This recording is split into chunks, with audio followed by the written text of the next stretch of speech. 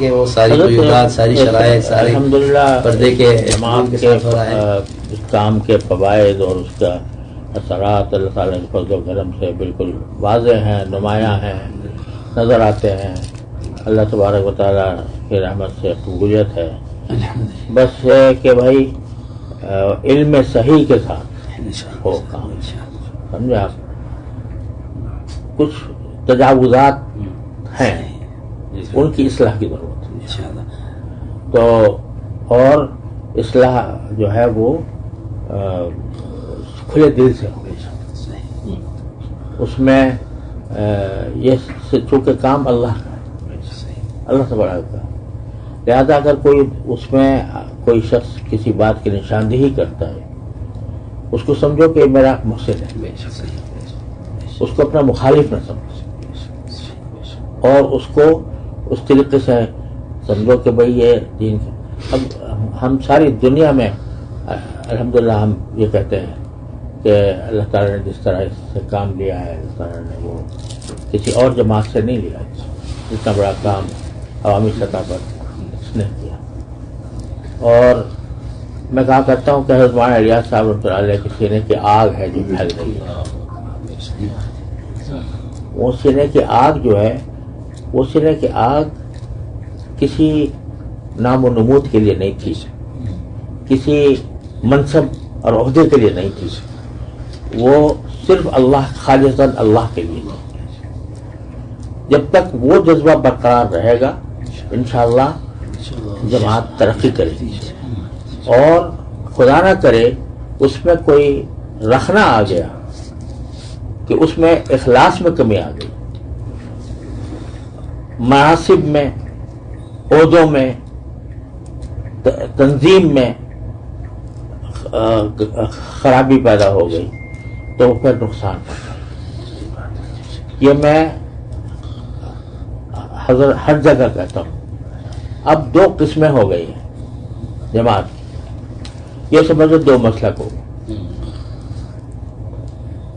تو یہ سب اعتراف کر لو اس بات کا کہ دو مسلک ہیں.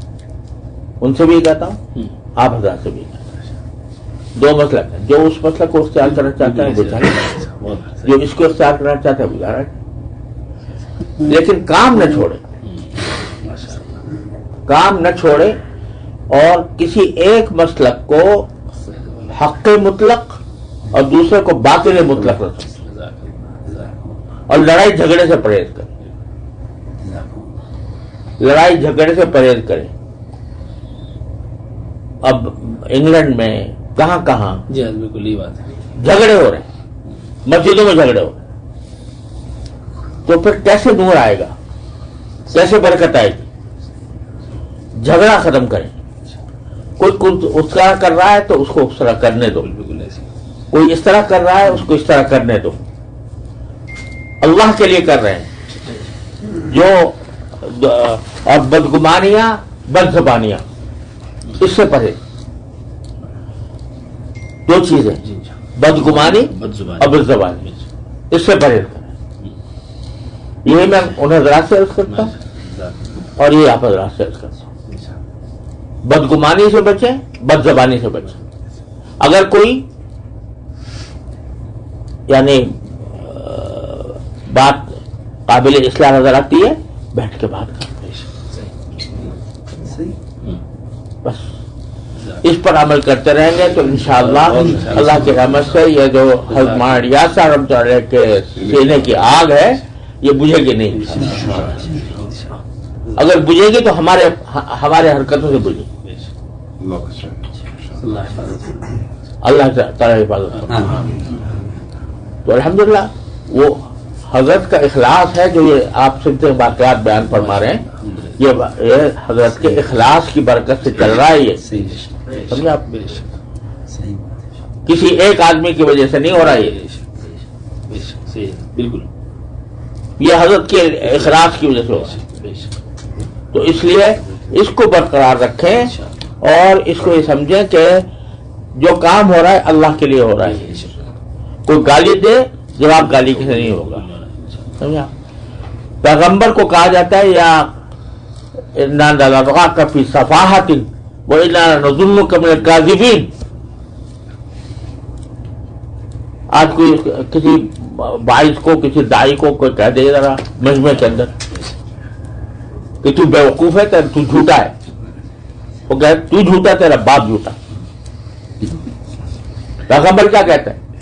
یا قومی لیس بی سفاہۃ ولکن رسول من رب العالمین.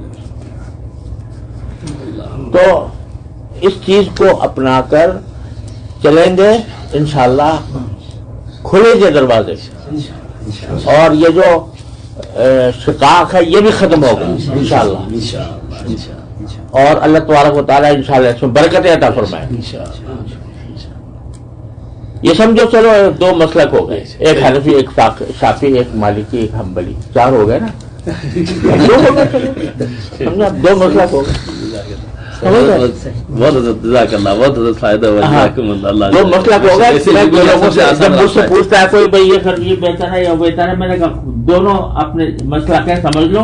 تم اگر ایک مسلک سے وابستہ ہو اس مسلک سے کر لو، تم حنفی ہو حنفی سے کر لو، تم شافعی ہو حضرت یہ بات مستقل کہتے ہیں. حضرت وہ آپ سے جو اس سے پہلے مجلس آپ نے فرمائی تھی اور یہ باتیں فرمائی تھی حضرت، بالاستیعاب ماشاءاللہ کہی جاتی ہے اپنی ہدایات میں بھی، فجر کے بیانات میں بھی، روانگی، کوئی دن کا بیان ایسا لڑائی جھگڑا ختم. جی حضرت، اس کی بہت پابندی ہے کہ پابندی لگائیں. جی بہت پابند اس بات حضرت، یہاں تک جماعتوں سے کہہ کر روانہ کرتے ہیں کہ اگر کوئی آپ کا بستر نکال بھی دے مسجد سے، آپ دوسری مسجد میں چلے جائیے، ضروری نہیں آپ اسی مسجد میں داخل ہو کر کام کریں، وہ محبت سے کام کریں، اللہ راستے کھولے گا اور اللہ تعالیٰ کام لے گا انشاءاللہ. یہ ہر دن کی حضرت ہدایات دیتے ہیں علماء کو، خاص طور سے عوام کو. بالکل وہ عجیب ایک مجھے قصہ یاد آیا.